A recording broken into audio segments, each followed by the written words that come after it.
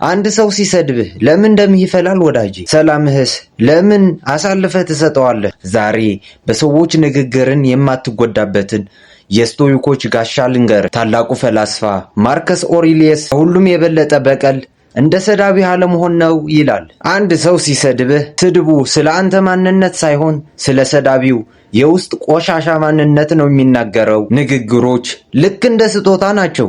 አንድ ሰው ስጦታ ሊሰጥህ ቢፈልግ አንተም አልቀበልም ብትለው ስጦታው ለማን ይተርፋል?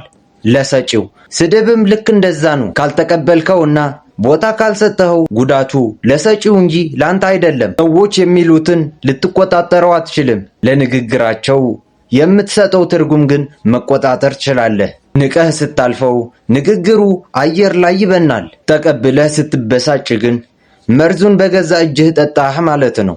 ወዳጄ ከዛሬ ጀምሮ የሰዎችን ንግግር አእምሮህን እንዲሰርቅ አትፍቀድ። ይህንን ሐሳብ ከተመቻችሁ ላይክ እና ፎሎ አድርጉ። አስተያየታችሁም ኮሜንት ላይ ጻፉልኝ።